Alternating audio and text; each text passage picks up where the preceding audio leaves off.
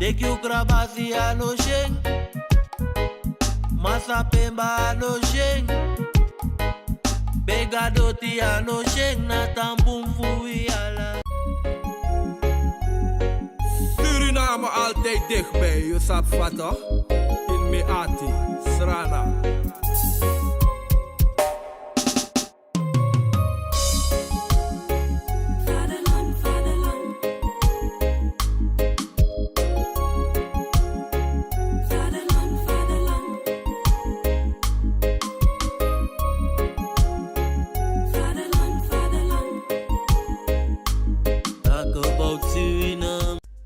Ben jij een gedupeerde van de toeslagenaffaire, ouder, kind of ex-partner? Ga dan naar stichtingherstel.nl. Herstel met dubbel L. Met Stichting Herstel kom je er wel.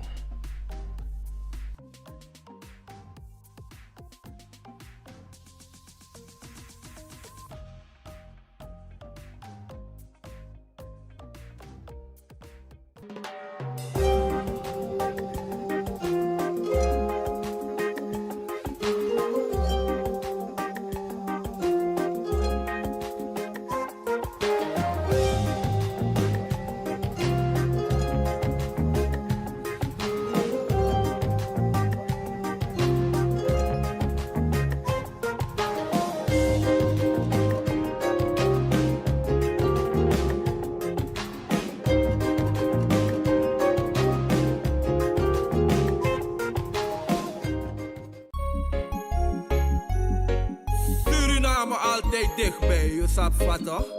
In Meati, Srana.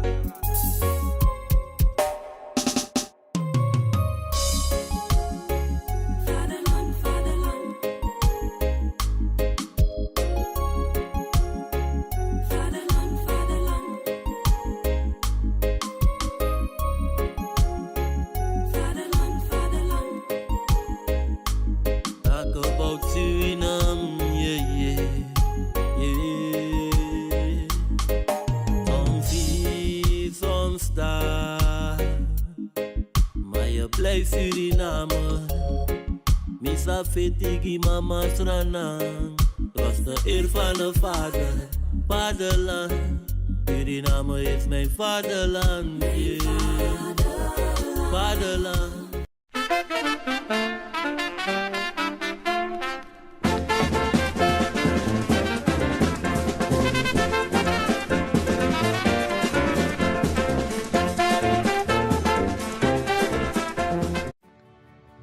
Wa sweet konaini ina datra uso paramaribo.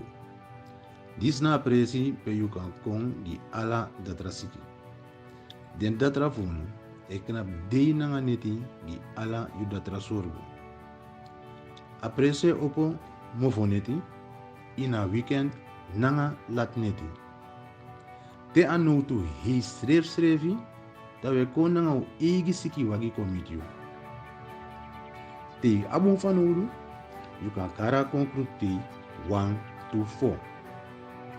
Datra oso para maribo, you sorbo, na un sorbo. No hornot lo, tambri pinu srefi, una de westra namang. Vaderland, Suriname is je vaderland, yeah. Je kijkt weer naar Tori Taki en we hebben vandaag Archie Groenewoud in de studio. Hij is de auteur van het boek Kindernomie en deze man heeft een geweldige missie. Hij gaat zelf vertellen waarom hij is begonnen met deze boekenreeks. We hebben er al 2 die we kunnen bespreken en ik ga hem toch proberen te lokken en uit te dagen van wanneer de andere delen gaan komen. Maar hij is hier, dus we gaan lekker met hem in gesprek. Welkom Archie Groenewoud. Hoi, dankjewel. Cultura TV, en jij? Ja toch? Dus, Cultura TV, Idoro. Ja, zeker. Ik ben even benieuwd, hè? Ik heb je net al geïntroduceerd als de auteur van Kindernomie. Wat is Kindernomie? Ja, wat is kindernomie? Kindernomie is eigenlijk in het kort dat we proberen met kindernomie kinderen te laten oefenen in het maken van keuzes met geld. Daar komt het eigenlijk in één zin, misschien een ingewikkelde zin, maar daar komt het op neer. Ja. En in het boek, hè? Want je hebt hier iets meegenomen, zie ik? Ja, dat is de boeklancering. kunnen we het zo over hebben. Ja. Oké, nou is goed, Ja. daar gaan we het zo meteen over hebben. Ja. Want de lancering van het tweede deel, denk ik, hè, in dit geval dan. Ja, nou ja, wat we hebben gedaan, we hebben deel 1 en deel 2 hadden we uitgebracht. En op een gegeven moment zijn we in gesprek gekomen met de uitgever, want zoals ik vorige keer vertelde, we hebben het eigenlijk zelf uitgebracht, de eerste 2, in eigen beheer. En toen hebben we op een gegeven moment met een uitgever gesproken en die kwam met het idee van, hey, laten we nou die 2 delen samenvoegen, waardoor je een goedkoper boek krijgt eigenlijk. Dat je niet 2 aparte delen moet, maar gewoon alle informatie in 1 boek. Dus dat hebben we gedaan, krachtig gebundeld, nou wat dingen aangepast, hier en daar geschoven en eigenlijk echt een mooi product ervan gemaakt. Dus die komt deze maand uit. Ik denk dat ze in de loop van de week echt gedrukt zijn en uitkomen. En de eerste boekpresentatie voor dit boek, dus de speciale editie Kindernomie deel 1 en deel 2 samengevoegd. De boekpresentatie is 30 november in Amsterdam, het Zandkasteel op Bijlmerplein. Dus dat is de aftrap. Nou, we zijn heel blij. Ja, maar Dus, je ziet het echt ook. een journey. Het straalt ook van je af, hè, van het gaat beginnen en dergelijke. Ja, omdat het echt een journey was. Veel ontdekt. Nou ja, en ik ben gewoon blij dat we nu dit product hebben. En nu, het voelt als een volgende stap, zeg maar. Dus omdat we nu de distributie samen met de uitgever gaan doen en dat het wat groter kunnen uitrollen. Dus dat eigenlijk. Nou, je legt het net uit, hè? Het is economie uitgelegd voor kinderen, hè? Om ze wat bewust te doen. Maar wat is de reden dat je dit bent begonnen? Dat zijn verschillende. Ik zal het heel simpel houden. Je hebt tijd, hè? Je hebt tijd. Dus, Ja, een van de redenen is gewoon dat mijn kinderen gewoon allemaal dingen vroegen over geld. Van, hey papa, hoe zit dit, hoe zit dat? En zoals ik vorige keer ook vertelde, ben ik begonnen met het maken van flashkaarten. Eigenlijk een begrip, economisch begrip. Bijvoorbeeld rente, een uitleg en een plaatje erbij. En zo ben ik ook begonnen met mijn kinderen, zeg maar. Nou, gewoon uitleggen. Zo, en toen op een gegeven moment dachten we gaan echt flashkaarten ervan maken. Maar uiteindelijk begon ik de verhalen van mijn zoontjes onder andere gewoon op te schrijven. Eigenlijk wat ze letterlijk deden in de praktijk. En dat gekoppeld dus aan die economische begrippen. En zo is dat eigenlijk gaan rollen. En dat heb je verwerkt in het boek met Ibat en Uso. Ja, en Ibat en Uso zijn de 2 hoofdfiguren. Het gaat dus over Ibat en Uso, 2 Surinaamse jongetjes. Surinaams gerelateerde jongetjes, hoe je het wil noemen. Want ze zijn wel hier geboren, maar goed. Ja, maar we hebben van Natalia geleerd. Wat bedoel je met Suriname? Ja, precies, daarom. Ja, 2 Afro-Surinaamse jongetjes toevallig. Ja, inderdaad. Dus die jongens gaan gewoon samen met hun vader economische avonturen beleven. En ze worden gewoon gesocialiseerd door hun vader op dat gebied. Onder andere. Dat is één van de redenen. En een andere reden is dat ik wil gewoon iets bijdragen aan de community. Want ik zie wat dingen waarvan ik denk, oké, hoe zit het met onze economische cultuur? Zouden we daar wat aan kunnen doen? En ik wil gewoon een bijdrage leveren eraan. Ik heb wat dingen onderzocht. Ik werk ook met mensen die geldproblemen hebben. Dat is ook wat ik doe. Ja. Daarbij dus, ik heb het een en ander gezien, onderzocht en dus vandaar. Maar heb je het dan over Suriname breed? Of heb je het over de Surinaamse community in Nederland waar je bepaalde dingen hebt gezien? Vooral de Surinaamse community in Nederland en met name de Afro-Surinaamse community. Maar ook in Suriname. En eigenlijk zou je ook kunnen zeggen de Cariben. Je ziet toch, als je kijkt naar economie in die landen. En ook in Nederland, dan zie je bijvoorbeeld bij het ondernemerschap zie je een aantal dingen. Zoals dat bepaalde sectoren in handen zijn van bepaalde groepen. En dan denk je, maar hoe komt het dat wij niet een grotere stempel kunnen drukken? Dus ik heb niet alle antwoorden, dat beweer ik ook niet. Maar ik wil wel een bijdrage leveren om daarover na te gaan denken en kijken van, wat is er in die cultuur wat beter zou kunnen of anders zou kunnen. Ik moet heel voorzichtig zijn, ik weet het, want 3 dingen zijn gevoelig, hè? Geld, eten en geloof. Ja. Dat zijn 3 dingen die altijd heel gevoelig zijn. Dus vandaar dat ik heel voorzichtig probeer te zijn, dat ik niemand voor het hoofd wil stoten. Ik wil gewoon een bijdrage leveren. En het gaat erom om mensen gewoon samen met hun kinderen erover na te laten denken. En dat is al een stap. Voor betere keuzes bedoel je? Maar ook gewoon, als je wat bewuster bent, dan kan je een betere keuze maken. Als je wat bewuster bent van waarom je bepaalde keuzes maakt. Dat zie je ook in deel 2 van het boek. En dat is, in het nieuwe boek is dat dus het 8e gedeelte. van het boek. Dat je kan gaan kijken naar je cultuur, naar je eigen waarde, naar je zelfbeeld. Van ja, waarom maak je bepaalde keuzes met geld? En als je daar een beetje over nadenkt, dan zou het kunnen dat je betere keuzes gaat maken. En dat is het begin, hè? Dat is een microniveau. Maar dat zijpelt vanzelf door naar die andere niveaus. Een van de reacties die ik heb gezien bij comments die zijn geplaatst onder je boek, want je boek is onder andere bij bol.com te koop. Ja. En soms laten mensen dan ook dingen achter qua reviews. Ja. En een van de reviews die ik had gezien was dat iemand zei: ik ben blij dat ik mijn kinderen kennis kan laten maken met financiële intelligentie, financieel bewustzijn. Ja, precies. Juist omdat ze dat op school minder zullen leren of minder zullen meekrijgen. Ja. En die maakte, ook ik druk me nu voorzichtig uit, die maakte daarin een bepaalde link naar in vergelijking met bijvoorbeeld Nederland. Precies. Mensen vinden het soms wat moeilijk om te horen, maar moeilijke dingen moet je aankaarten en het moet vanuit de groep zelf komen. Dat is wat ik vind. Je kan wachten tot een ander het gaat doen voor je.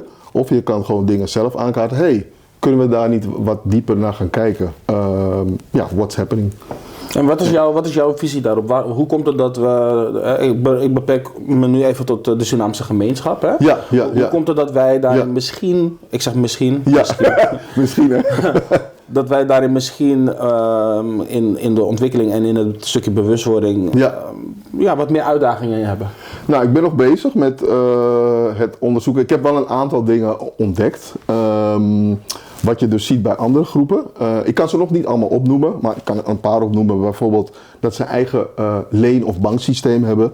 Dat ze elkaar op een bepaalde manier ondersteunen. Dat ze bewust bepaalde sectoren ingaan en of overnemen. Op educatiegebied letten ze gewoon op. En educatie is een opening naar betere welvaart voor je groep. Ja. En dat ze bepaalde dingen gewoon, dat soort dingen heel serieus nemen en daar bewust mee bezig zijn. Dus dat zijn er gewoon een aantal dingen. Er zijn nog wat meer hoor, maar dat zijn een aantal dingen die je dus merkt. Ja. En dat kan je dus dan afzetten tegen je eigen groep. Oké, wat doen wij wel en wat doen we niet?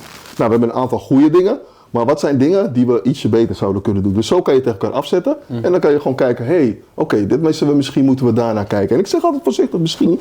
Ik heb niet alle antwoorden, dat zeg ik ook. Ik blijf het zeggen. Maar ik zou het wel leuk vinden als we gewoon met z'n allen dit onderwerp gewoon oppakken. En minder gevoeliger over zijn. Mag ik daar even op inhaken zo meteen trouwens? Sorry, zeker. Maar dat is het eigenlijk een beetje. Want die groepen waar je het over hebt, dat zijn de groepen die je bijvoorbeeld bepaalde bevolkingen ziet maken. Of zij richten zich op die groepen qua welvaart, noem ik het dan, hè? Ja, precies. Om ervoor te zorgen dat de community groter en sterker wordt. Op economisch gebied. Kijk, je hebt window dressing, hè? Je kan dus... hoe moet ik het zeggen? Je kan een president zijn.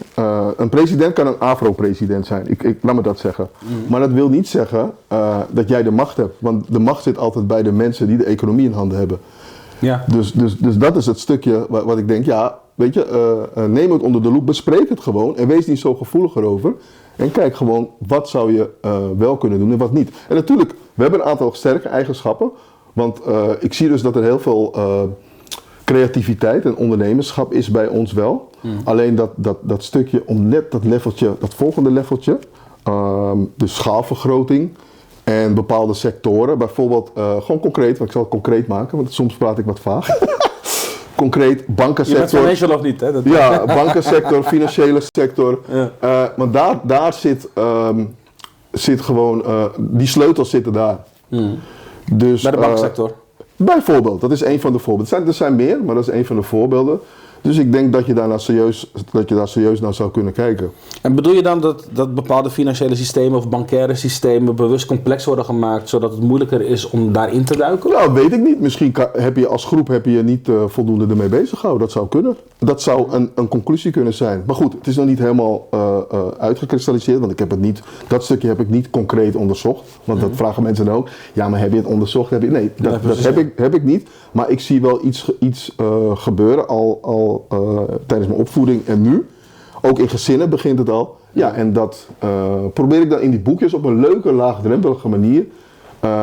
Via het verhaal van die twee jongetjes probeer ik dat mee te nemen. En heb je daar misschien dan een voorbeeld van?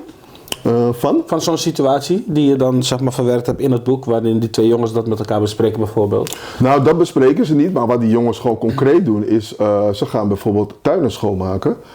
En je kan het zien als, nou, het is gewoon tuinen schoonmaken. Maar je kan het ook zien, ja maar wacht even, dat is wel iets bedrijfsmatigs wat je gaat doen. Ja. Want je moet spullen inkopen om die tuinen schoon te maken. Dat is al inkopen, dat is eigenlijk al investeren. Want je gaat, je hebt geld nodig om die spullen te kopen om die tuinen schoon te maken. Dus je hebt inventaris, heb je. Hoe ben je aan het geld gekomen om die spullen te kopen om die tuinen schoon te maken? Nou, in het boekje lenen ze heel weinig geld bij hun vader. Maar hun vader zegt tegen ze, ja, ik wil het aan jullie lenen, maar daarvoor moet je wel rente betalen. Nou, vragen die jongetjes, rente, wat is dat? Nou, dan legt die vader uit wat rente is. Dus zo, ik hoop dat je dat bedoelt. Zeker, stap voor stap. Zo zie je dus stap voor stap, maar gewoon laagdrempelig, op een leuke manier. En ook herkenbaar voor die jongetjes. Maar dat hoor ik ook als we dus met die boeken bezig zijn op events. Dat die kinderen dat ook echt herkennen. Ja, precies. Dus zowel de plaatjes herkennen ze, omdat... gewoon fysiek.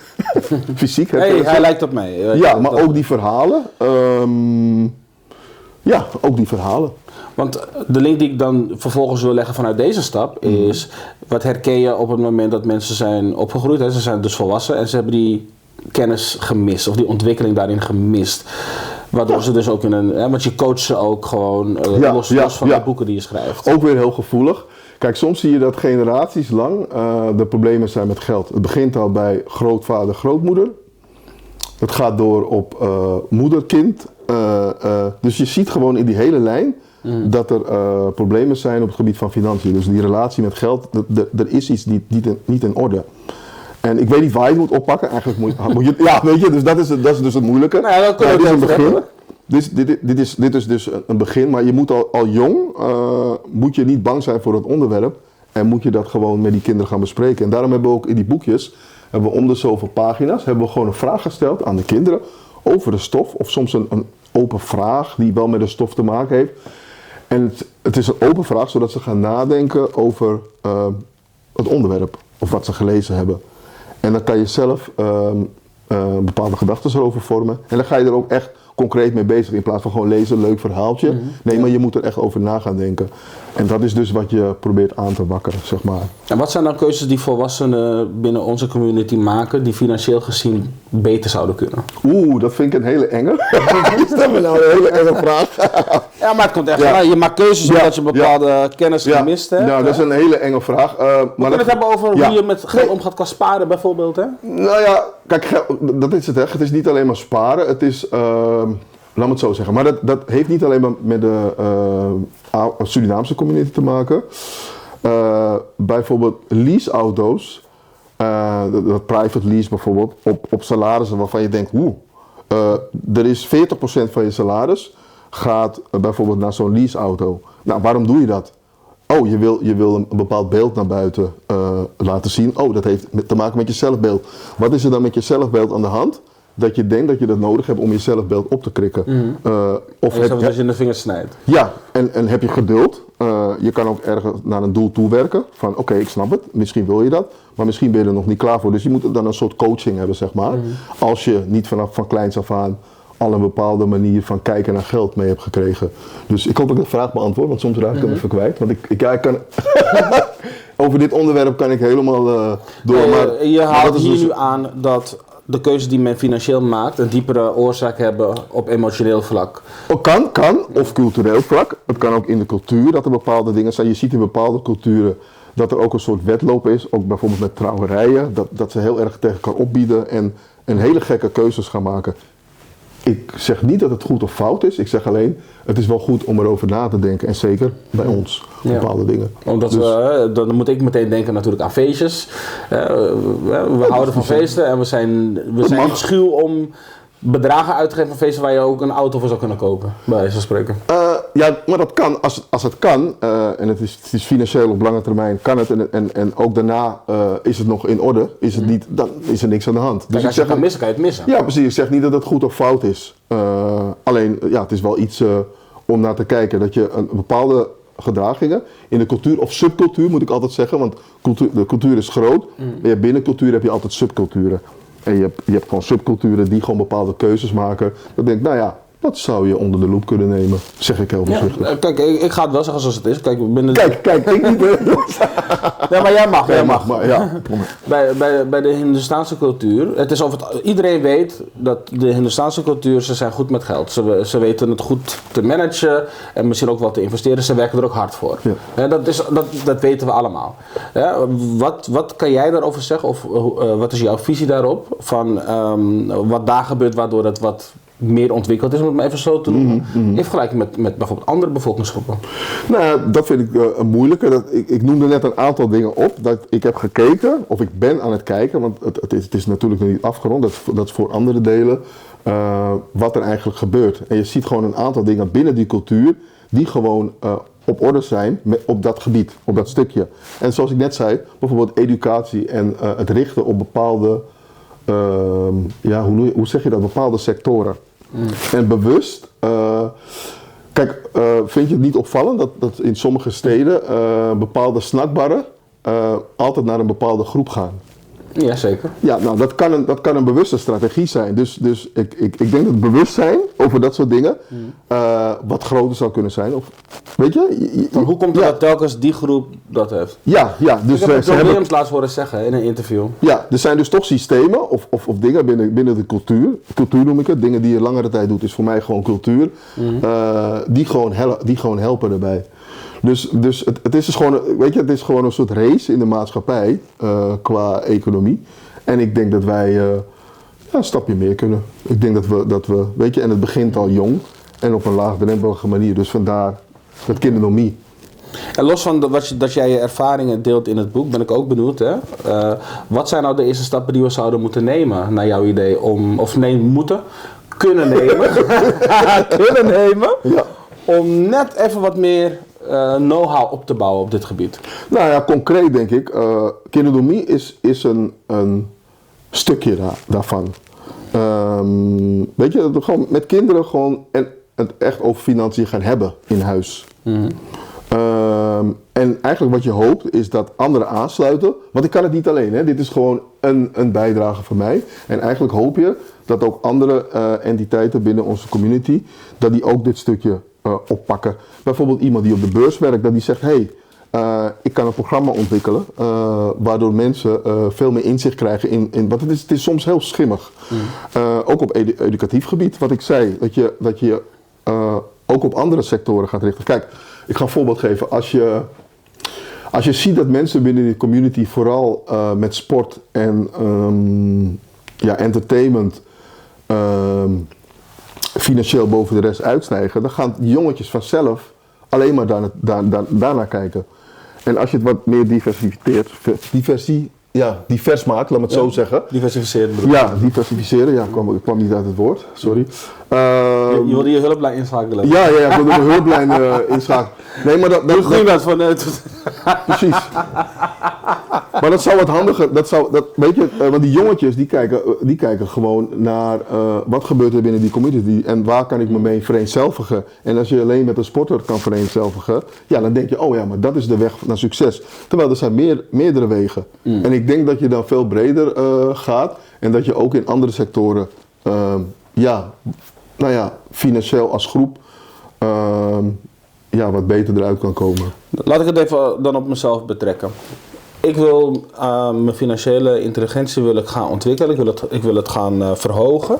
Wat zou je mij kunnen aanraden om als eerste te gaan doen? Je financiële intelligentie? Ja. In ieder geval scholing. Dus zoals als ik cijfers lees, dat ik hetzelfde zie als letters van een alfabet. Om woorden te kunnen begrijpen. Scholen. Ja, scholen echt goed onderzoeken. Ja, kijk, het kan alle kanten op, financieel gebied. Je moet wel precies weten wat. Het is een steekverhaal, want ik heb toevallig een cursus financieel management gedaan. Ja. En ik ben geschrokken, want ik heb dingen daar gezien die ik nooit op school heb gezien. En dat is wel bedrijfsmatig. Ja. Maar bedrijfsmatig kan ook slim zijn als ondernemer met name. Ja. Maar ik hoor soms bijvoorbeeld mensen zeggen van zoveel procent van je salaris gaat naar kleding. Zoveel procent van je salaris gaat naar...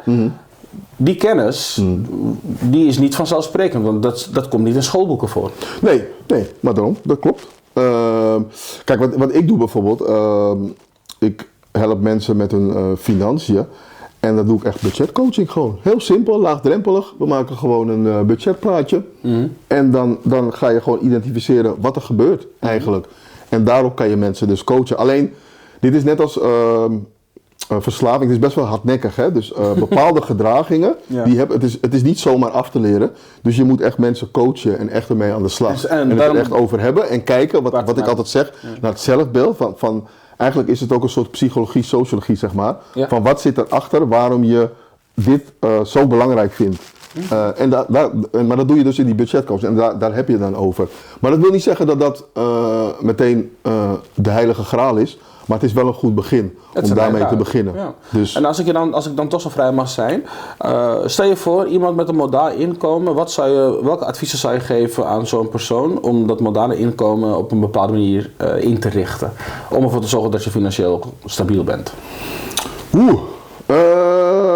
Ja, dat is een hele lastige. Om dat zo sec te zeggen. Je moet eerst het plaatje zien en kijken wat er gebeurt. Wat is een modaal inkomen naar jouw idee? Wat is het in Nederland? In Nederland? Is dat rond de 2500 euro volgens mij wat ze modaal inkomen? Hoeveel? Zoiets toch? Rond de 2500 euro? Dan gaan we daarvan uit. Dat heb je wel nodig.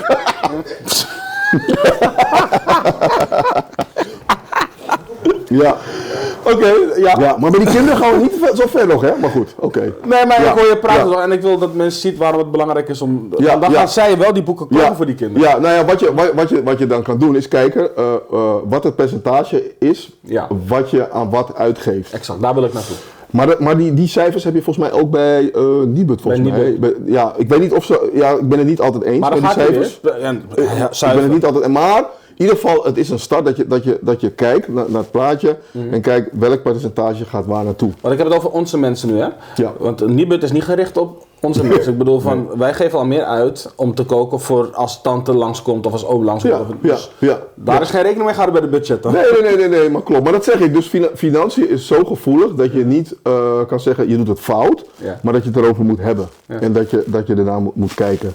En eigenlijk wat ik zeg, budget echt coachen en wat dieper gaan kijken naar de diepere laag van waarom maak je de keuzes die je maakt. Waarom doe je dat eigenlijk? Ja, precies, maar daar kunnen we naar kijken op het moment dat we weten van oké, wat zou ik er eigenlijk aan moeten uitgeven? Als je 2500 verdient, je weet je hebt waarschijnlijk hypotheek of huur. Nou, laten we zeggen, dan blijft er 1500 over. Misschien is het nog steeds... misschien zeggen mensen nu zoveel. Ja, nou goed. Laten we zeggen tussen 1000 en 1500. Dan heb je je vaste lasten. Je hebt als je een auto hebt, benzine, voeding en kleding. Ja. Dat zijn een beetje de 4 posten toch, waar je een beetje van uit kan gaan? Onder andere zorgverzekeringen zo, ja. Oké, dat is 5. Van die vaste. Ja. Verzekeringen inderdaad. Ja. Wat zou er gemiddeld ongeveer tussen de 400 en 500 zal er dan overblijven? Ja, dat kan. Ja, ik vind het moeilijk hoor, om vooral met cijfers zo uit het... Ja. Wat kan je het beste doen? We gaan nu even uit van je hebt 400 per maand vrij besteedbaar. Ja. Boodschappen nog niet meegeteld. Ja. Welk advies zou je kunnen geven van... Nou ja, wat ik zou doen is potjes maken daarvan, van dat laatste. Een stukje sparen daarvan. Een stukje investeren. En investeren kan gewoon, je koopt gewoon een paar bitcoins. Ik zeg maar wat hoor. Kijk, dan ga niet bitcoins kopen, maar... maar vanaf nu, alles wat uit je zegt, disclaimer. Ja, disclaimer. Maar in ieder geval, maak verschillende potjes. En, want kijk, mensen denken dan, ook heb je 400 euro bijvoorbeeld over, ik moet die 400 euro sparen. Yeah. Maar dat hoeft niet, die hele 400 euro te sparen. Ja, potjes, diversificeren en dan met die potjes aan de slag.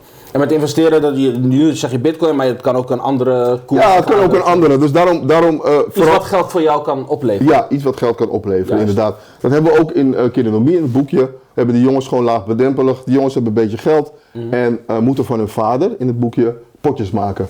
En in het boekje bijvoorbeeld maken ze 5 potjes. Ja. En ook een potje voor belasting en wat is het andere, vaste lasten. Maar dat is meer om te oefenen. Het is meer eigenlijk om iets te illustreren. Het gaat er niet om dat je 5 potjes moet maken, maar wat je zegt, je hebt wat over, nou maak potjes ervan. En denk niet, maar die 400 euro moet ik sparen, want je kan er wat meer mee. Ja. Ja. Oké, dus potjes maken. Nou, ik ga je verder niet veel meer doorzagen in deze. Maar het is Geld, belangrijk. hè? Gevoelig, hè? Ja, maar het is wel belangrijk. Ja, Ik denk ja. wel dat de mensen die nu kijken, die hebben nu echt wel een beeld van, oh, wacht eens even, heb ik überhaupt wel nagedacht over potjes? Ja.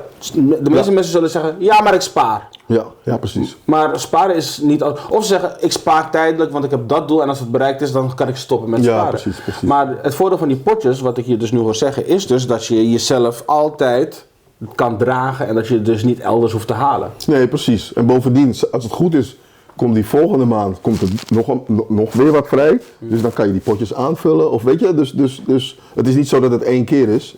Ja, dus dat. Oké. Hoe voel je nu we alles hebben ingedekt en de disclaimer hebben gebruikt? Disclaimer, hè? Disclaimer. Nou, weet je wat het is? Ik discussieer veel met mensen natuurlijk over dit onderwerp. Ja. En wat ik al zei, er zijn een aantal dingen in de maatschappij, als je binnen een community, als je dat bespreekt, dat best wel gevoelig is.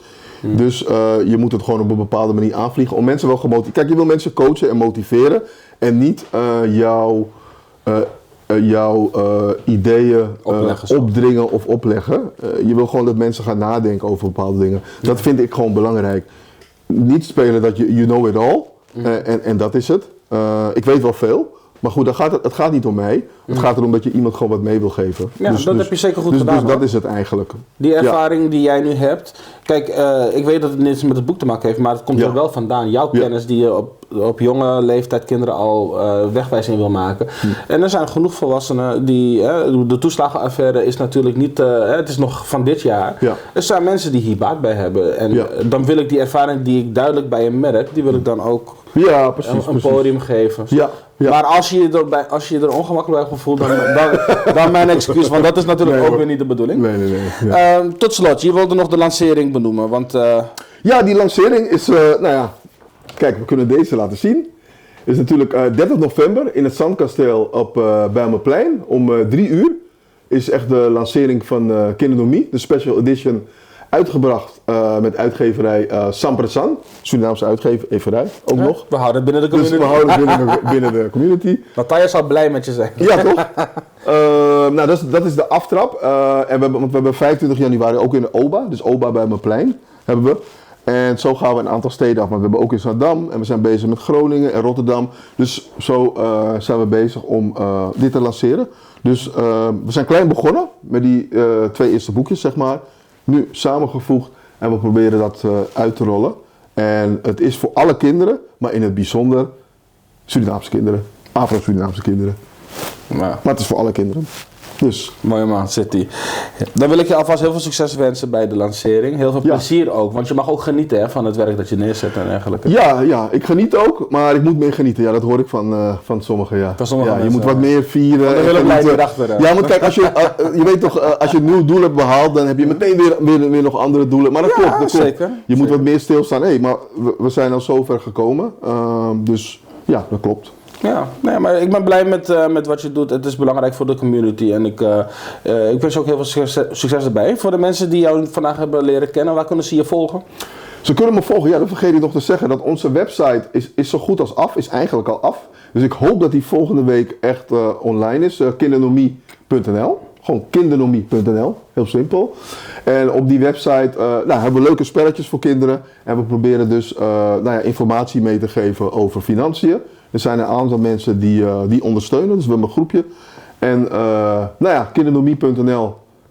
We gaan hem uitbouwen. Met de community, door de community. Ja, met je gouden vrijwilligers. Met mijn gouden vrijwilligers, zo is het. Super.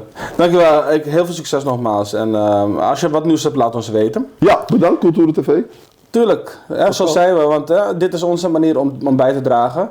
Dus vandaag ga ik je niet alleen bedanken voor het kijken, maar ik ga je ook feliciteren en complimenteren voor het kijken. Want helemaal als je de aflevering hebt uitgekeken, waar ik wel van uitga natuurlijk, is het een hele mooie stap. Je hebt nu een aantal dingen te horen gekregen waarmee je jezelf of anderen kan helpen. Doe ermee wat kan. Hè. Ik wil niet zeggen dat het nodig is, maar ik denk dat het bruikbare kennis is.